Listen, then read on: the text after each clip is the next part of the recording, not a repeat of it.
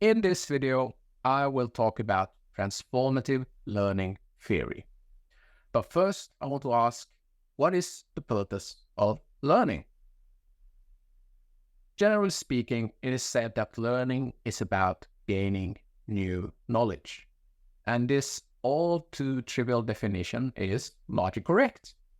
At the same time, there is a risk that we think that learning is only about imparting knowledge that we can easily summarize in learning objectives in a curriculum. But isn't there more to learning than that? Is there something beyond what we can summarize in the curriculum? Can't learning be also a transformative experience? I usually mention the education philosopher Gav Bista in these contexts. He emphasizes that education is about three things: qualification, socialization, and subjectification.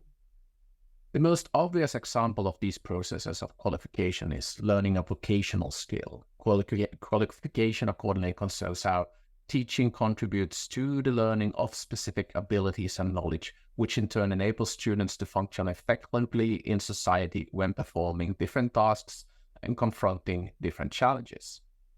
Socialization, in turn, concerns how teaching incorporates students into a specific social, cultural, or political order. This is done in particular by communicating different norms and values through education. Finally, subjectification is about how teaching contributes to the student becoming a subject. Unlike socialization, subjectification is not about the student becoming part of an established order. Instead, it's about the student breaking away from the norms and values that govern such orders, or at least chooses whether to has the ability to choose to break away from these norms and values. Subjectification is thus about how students, as Bista writes, can be independent and, as some would say, autonomous subjects of action and responsibility. While the teacher needs to find a good balance between all these three purposes, it is above all the issue of subjectification that Bista emphasizes and develops in his philosophy of education. He argues that it is the very task and responsibility of education to keep in existence a space in which freedom can appear, a space in which unique singular individuals can come into the world. And I would argue that these are insights that a transformative learning theory is based on or concerned with. Learning is not only about acquiring a certain kind of knowledge or skills, it is also about self-discovery, to grow as a person. Transformative learning theory thus focuses on how people's perspectives and worldviews change when they gain new knowledge and experience. What is interesting for our purposes is that it is a theoretical tradition that has mainly looked at the learning of adults and young adults. Transformative learning theory is based on the work of Jack Mezirow. He noticed that adult learners learned in a specific way. They had a greater need to evaluate new knowledge and new experiences in relation to what they perceived previously knew and experienced. Thus, in order to understand what they've learned, it must be related to previous knowledge and experiences. Mezirow therefore reasoned that adult learners must be encouraged to critically reflect on what they are presented with, but also to critically reflect on their own knowledge so that it can be transformed in relation to the new. This, in turn, according to Mezirow's thinking, is how someone can change the way they view the world and life in general. Thus, the more knowledge and experience you gain, the greater the need and opportunity it is to change psychologically, where you change how you understand yourself. Greater opportunity to change your convictions, where you change your worldview, and also your behavior, where you change your lifestyle. For Mezirow, it was particularly when so-called disorienting dilemmas arose that personal transformation occurred. These are times when students realize that that what they previously believed or done needs to be evaluated and that highlights that our specific points of view or beliefs have become dysfunctional, as Meserov maintained.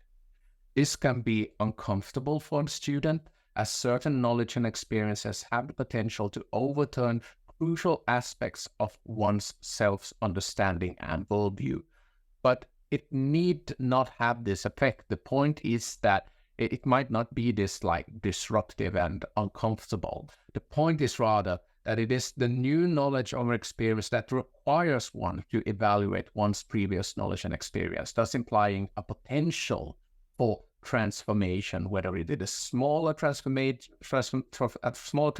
or a larger. But if it's, of course, the larger the transformation, the more uncomfortable it might be. So Meserov suggested that transformation tends to occur in 10 phases, and these phases are listed on this slide. I won't go deeper into this list now. Feel free to pause the video if you want to review it more carefully. But as you can see, the transformation occurs from a disorienting dilemma, which leads to leads the student to critically evaluate what they previously believed until it eventually becomes integrated in their thinking actions. So if we quickly go back to Gav Bista, such disorienting dilemmas are crucial for subjectification to take place in education. In order to develop this pedagogy of interruption, as he calls it, Bista believes that the teacher can and should enable opportunities where the student can appear as a subject by, as he says, interrupting the student. Thus, the teacher has an educational purpose in forcing the student to appear as a subject by actively confronting or enabling someone else to confront the student with the one or the thing that is other, someone or something that is different, and thus requires the students to make a choice. So by interrupting the student, they are presented with something that is different and makes the students make a choice.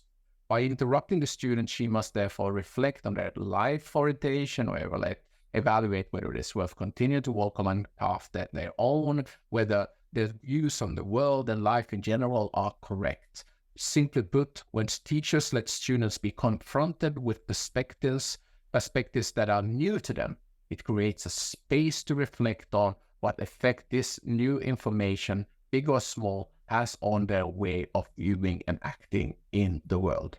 Thus, whether it is something that will be transformative for the student. So if you're interested in knowing more about Bista's pedagogy of interruption, I've talked about it in another video lecture, which I'm linking to in this corner. Nevertheless, similar to what Bista argues, transformative learning theory advances the perspective that it is the teacher's task to interrupt their students for transformative learning to happen. If we imagine what this looks like in a learning situation, it is the teacher's task to create the condition for a critical reflection on what has previously been known.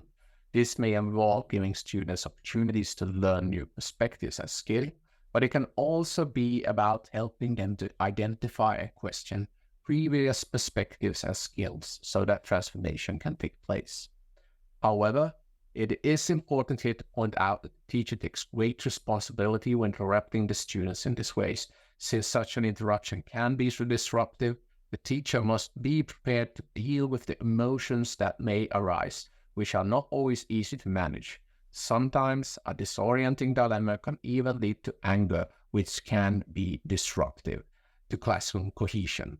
A teacher who wants to work with transformative learning must therefore create a safe learning environment where one respects each other striving towards transformation, even though it can be emotional and also make visible differences of opinion between those present at the learning event. But according to Meserov, it was also in this way that a new, transformed person could emerge, a person closer to who he or she was meant to become. One can see an emancipatory feature in a transformative learning theory. Much like a humanistic learning theory, A transformative learning theory wants people to reach their potential as human beings. This includes being able to assimilate the knowledge and experiences that you receive and then to critically reflect on them. This, in turn, is the path to becoming a person who is able to critically assess what he or she encounters, and a person who is willing to change as he or she gains new knowledge and experiences. A well-used quote by Mesilov is when he writes, "A defining condition of being human is that we have to understand the meaning of our experience. For some, any uncritically assimilated explanation by an authority figure will suffice. But in contemporary societies, we must learn to make our own interpretations, rather than act on the purposes, beliefs, judgments, and feelings of others. Facilitating such understandings is the cardinal goal of adult education. Transformative learning develops autonomous thinking." As I mentioned at the beginning of this video, learning is not only about providing knowledge and skills to students. It can also be about transforming students to become more independent and free persons. And according to a transformative learning theory, this is what learning should be. So in these two video lectures, I have talked about humanistic and transformative learning theory. I hope you got some new insights and perspectives from these lectures, but regardless, I will see you again soon. Take care.